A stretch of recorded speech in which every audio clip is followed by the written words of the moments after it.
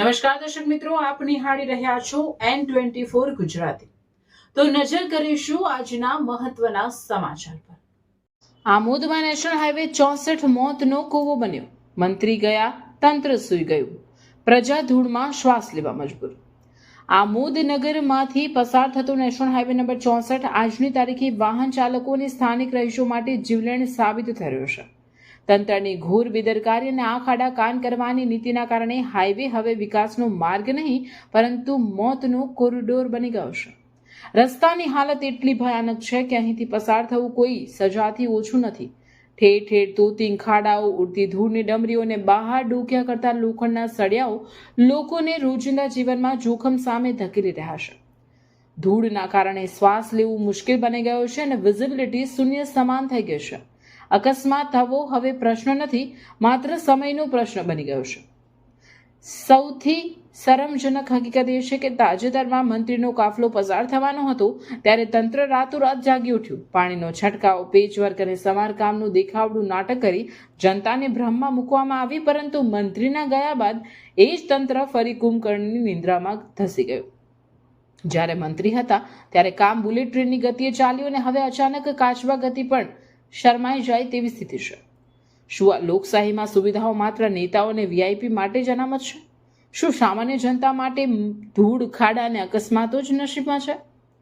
આજની પરિસ્થિતિ અત્યંત જોખમી બની ચૂકી છે। રસ્તા પર બહાર આવેલા લોખંડના સળિયા અજાણ્યા વાહન ચાલકો માટે ખુલ્લું આમંત્રણ આપી રહ્યા છે। ટાયર ફાટવાના બનાવો અને ગંભીર અકસ્માતોની પૂરી શક્યતા છે, છતાં જવાબદાર વિભાગ દ્વારા પાણી છાંટવાની ન્યૂનતમ કાર્યવાહી પણ કરવામાં આવતી નથી। હવે સ્થાનિક લોકોનો રોષ ચરમસીમાએ પહોંચ્યો છે। જનતાને સ્પષ્ટ અને ઉગ્ર માંગ છે કે તંત્ર તાત્કાલિક જાગી નિયમિત પાણીનો છંટકાવ શરૂ કરે અને હાઈવેનું કામ યુદ્ધના ધોરણે પૂર્ણ કરે। જો તંત્ર કોઈ મોટી હોનારતની રાહ જોઈ રહ્યું હોય તો તે માત્ર બેદરકારી નહીં પરંતુ ગુનાહિત નિષ્ક્રિયતા ગણાશે। પ્રશ્ન એ જ છે, શું કોઈ નિર્દોષનું બલિદાન લીધા બાદ જ તંત્ર હરકતમાં આવશે?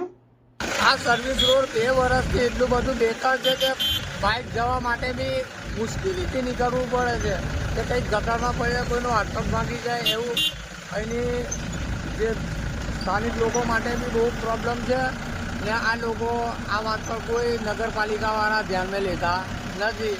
હવે એની ઉપર કોઈ એક્શન લો તો સારી વાત છે। મારું નામ છે MB પંડ્યા, વ્યસન મુક્તિ અભિયાનનો પ્રમુખ છું। ગુજરાત રાજ્ય કર્મચારી સખાવટી મહામંડળનો પણ હું પ્રમુખ છું અને ટ્રસ્ટી પણ છું। અત્યારે મેં આમોદની અંદર આવેલો છું અને આમોદમાં હાઈવે નેશનલ નંબર 64 પર ઊભો છું। અહીંયા એટલી બધી ધૂળ ઉડે છે, એટલો બધો ભંગાર રોડ થઈ ગયેલો છે। જ્યારે કોઈ રાજકીય નેતા આવતા હોય ને તો રાતોરાત ટેન્કરો ક્યાંથી આમને પાણી છોટાઈ દે છે।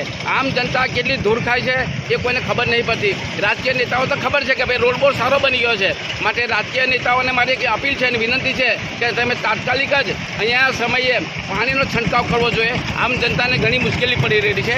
આ રોડ ઘણો ખરાબના ખરાબ હાલતમાં થઈ ગયો છે। ગુજરાતનો નંબર 1 આપવા જેવો છે ખરાબની હાલતમાં। RNB એ કેટલો ખર્ચો કરે છે એનું બિલ મૂકવું જોઈએ, કેટલું પાણી છંટકાવ કરે છે તેનું બિલ મૂકવું જોઈએ। તમે બિલો મૂકો જ છો, માટે મારી એક વિનંતી છે RNB અને નગરપાલિકાને પણ મારી ચેતવણી છે કે તમે પણ તમારી હદની અંદર આવે છે આ પાણીનો છંટકાવ તમારે કરવો જોઈએ એવી જોગવાઈ છે। અને રાજકીય નેતાઓને પણ મારી અપીલ છે કે તમે RNB ને અને નગરપાલિકાને સૂચના આપો કે પાણીનો છંટકાવ કરે।